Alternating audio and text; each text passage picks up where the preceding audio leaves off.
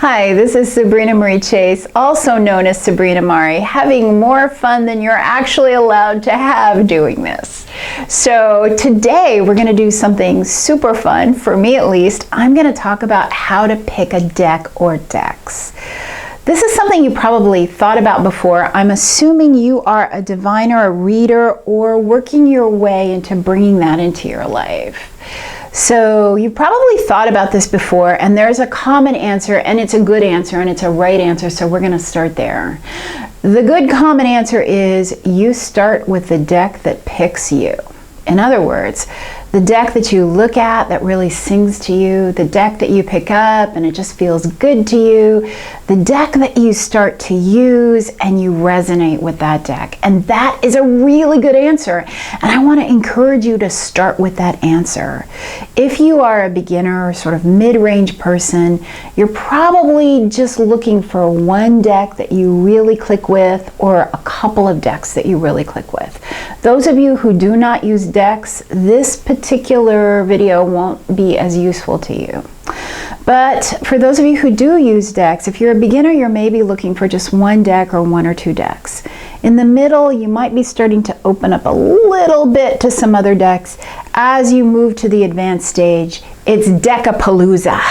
There are so many decks and so many voices, and it's really exciting. Now, this isn't true 100% of the time. I do know some people who probably are sort of in the beginner stage who love decks, and they collect many, many decks, and this could be you too. But there's a difference between someone who collects decks and someone who uses decks. So I'm going to speak primarily to people who are either using decks for divination or who are seeking to use it. So I want to talk to you more about sort of choosing and picking. So I've started out by saying yes, the deck that chooses you, the deck you resonate with is the deck you should start with. Agreed. So let's move on from there. Let's move up from there. The truth is every deck has its own voice. Every particular tarot deck has its own voice, with the constraint that decks that are derived from the Rider-Waite, sort of the classic tarot, they share a lot of elements in their voice, although their voices could differ. And then you have tarot decks that have moved very far away from Rider-Waite or aren't Rider-Waite at all. They have very individual voices. And then you have a million oracle decks, each of them unique, different, coming out of the inspiration and imagination of the creator. So as you begin to move into your practice, you want to find at least one deck to learn with. At least one that you can go to, feel really comfortable with, and learn cold. That's in the reader stage of your progress, when what you're really doing is you're trying to memorize the meanings of each card, and you're trying to get a sense of what those cards mean in combination. The reader stage of your work. So you want one deck you can really count on, maybe another deck or two that you can experiment with voice, because different decks tell you different things. It's crazy. It sounds crazy. You can have two Rider-Waite decks that are based on the same thing, and yet when you read with them, one will talk about relationships really, really well, and the other one talks about money and business and jobs. You just have to experience it, but there are just different relationships that you develop with the different cards, and the ways in which the people who have made that deck spin the interpretations of the cards that make some deck so much better for addressing some issues, and other decks so much better for others. I have a dear friend, she died recently, but she had a deck which was only for real estate. She was a landowner and a real estate owner, and she owned maybe 22 different rental houses, and she had a deck that would talk strictly about real estate, which was great, because when I had questions about that, I would ask her and she could answer them. I have another very dear friend who had a lot of really unfortunate experience with the VA medical system as a child, and she really knows how to read decks for medical issues and how different cards speak to medical issues, and she has her favorites there. So you can develop really unique relationships. One of the things I'd like to encourage you to do, if you're in the reader stage, I don't want to do anything to mess up your relationship with your deck. Your primary job is to learn the cards, learn them cold, learn the combinations, get very comfortable, right? So I don't want to disturb that. but I'd like to sort of dangle in front of you some temptations. As you get more and more comfortable with your deck, maybe you can spread out. A lot of this also has to do with the kind of spread you use. For me, I do sort of a classic center spread, right? A sort of a variation of the Celtic cross, and then I will do a clarifications phase. And what I found is I can mix multiple decks together. I can do different throws, different spreads with different decks in the same session. I can even clarify one deck with another deck. So I have a couple of decks that are oracle decks that I can use to clarify tarot decks. And I have to give a shout out to Caroline Kenner, who really helped me to see that. So I want to encourage you to not be limited in your thinking. Think of it this way. When you go to the movies, you might have favorite genres. Personally, I'm a big dork. I love science fiction and fantasy. That's my go-to. But there are other genres that are good as well. My mother loves British mysteries. British mysteries are great. Why are there any British people alive in villages? If you watch British mysteries, they should all be dead. But it's really fun. So that's a neat genre. And there are other genres I like too. So think of how fun it is to open up your world by experimenting with other genres and other voices. I want to show you some of my favorites and some of what I do just to pique your interest. And those of you who are sort of in the mid-range, those of you who've been reading for 10 years or more, who are comfortable with meanings and combinations of cards, who are comfortable having different voices, this will really be good for you. And other advanced readers, there may be a few decks here you haven't seen that could be useful for you, all right? So the basic rule always applies. Always use decks that resonate with you in some way. But what I would say is sometimes it takes a little bit for that resonance to kick in. So don't close your mind right away. So I want to start with my core deck. I have probably 30, 35 decks, but at any given time, there are probably 3 or 4 that I rotate in the most. So I want to start here with my Mother Piece deck. This is my core deck. The first thing you will notice about this deck is that it is round. This is really important to my practice. And the reason is, in a sort of classic Rider-Waite deck, here, right, you have 2 possible positions. You have the upright and you have the reversed.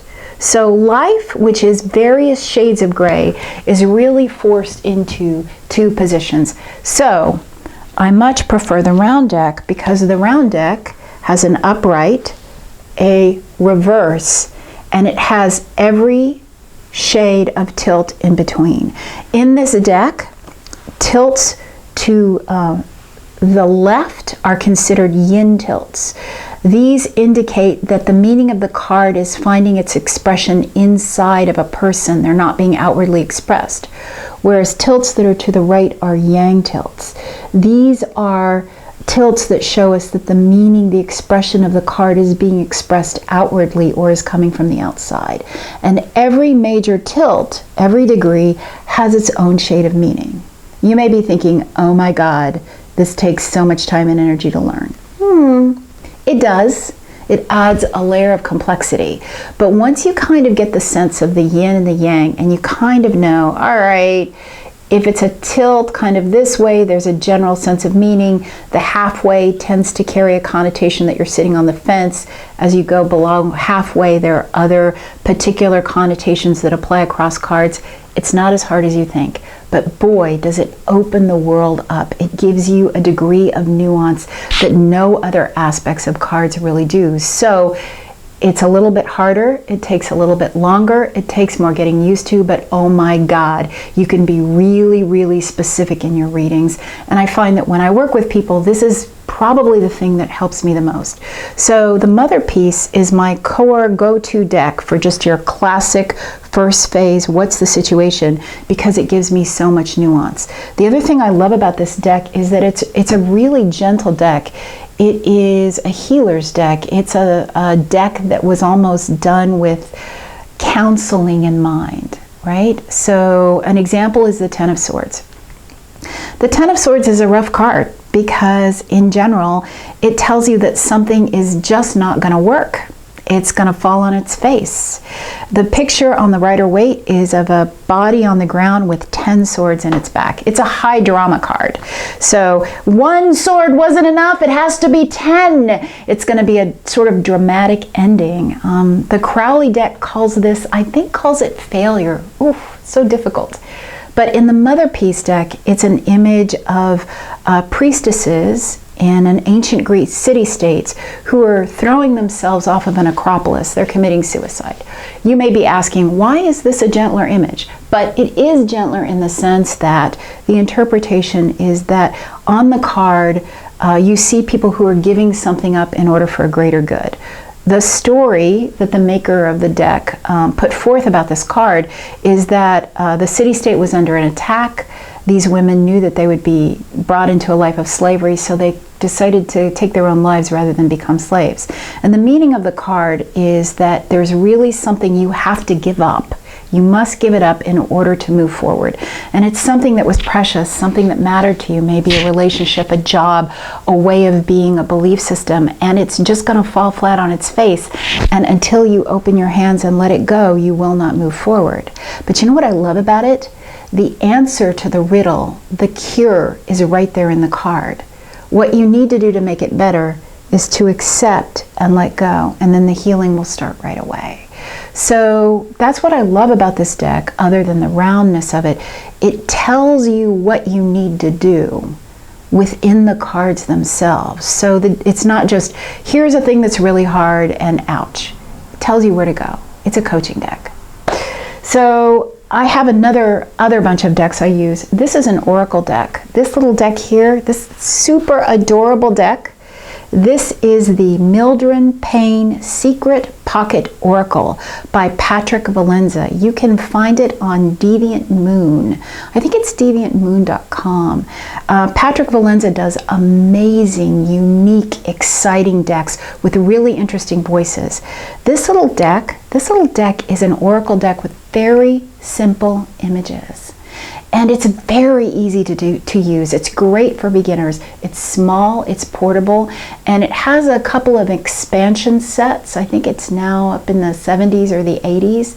So it's really useful, very easy to use, but a very potent voice. So I really like it. Totally different direction, another oracle deck. This one's called the Sacred Rebels deck.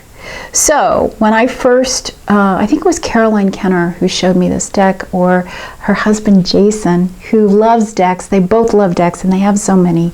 And the thing about this deck is I saw the name and I was like, oh wow, that's such a new age name. I really hate that. That is really cheesy.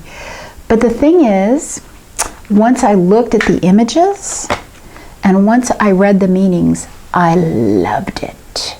I consistently use this in addition to the Mother Peace and the Mildred Payne to give me a big picture of what's going on in the life of the person I'm working with. So at minimum, I will do a spread with the Mother Peace. I'll often clarify with the Mildred Payne, and I'll have them pick one card and read the meaning out loud to themselves. I usually have them audio record so they can go back and listen because my readings are so long and detailed.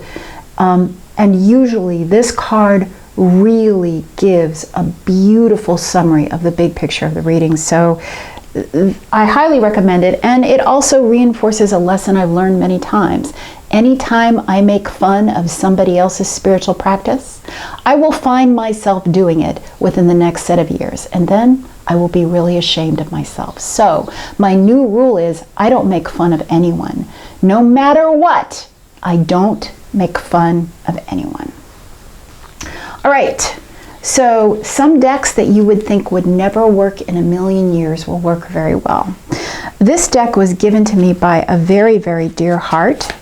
This is the Archie McPhee Super Amazing Fun Deck. It was designed to be funny and silly, to be a game. But it has such cool cards. The voice is amazing. It has some traditional references, like there's a sun card, which is very reminiscent of the tarot deck, or of the Rider-Waite deck. It has a moon card, but it also has the cat lady. Very interesting. And it has the zombies. This is for dysfunctional family patterns that are going to emerge and bite you in the butt. So this deck is actually got a really potent voice. It packs a punch, and it goes to show that even decks that are made as jokes can be really useful. Very unusual deck. This one was created by Jessica Zabrine Gray, and she is a Buddhist, and she is a follower of Tara, the goddess Tara. So this deck combines tarot and Tara worship. I love it. As a practicing Buddhist, I find it beautiful. I find it useful. It's very different from other tarot decks, and it's not easy to find. But if you are interested in Tara, or if you are interested in Buddhism, it's worth checking out. It's the Tara Wisdom cards by Jessica Zabrine, Z-E-B-R-I-N-E Gray. All right. A deck I'm playing with now and getting to know that I really like. It's by an artist named Nicole Monforti. I'm just starting to use it. It's called the Tarot of Curiosities. And again, it is not a Rider-Waite related deck, although there's, actually that's not true. There's some heavy overlap, but there are some areas where it really makes departures. It is gorgeous. It has a steampunk sensibility. It's done with photographs that are put together. Instead of a suit of cups, it's a suit of bottles. Instead of a suit of swords, it's a suit of syringes. And I just want to show you a couple of cards. I love this Lover's card. What I love about this card is it's not idealized young, beautiful people. It's very normal people, very normal, middle-aged looking people.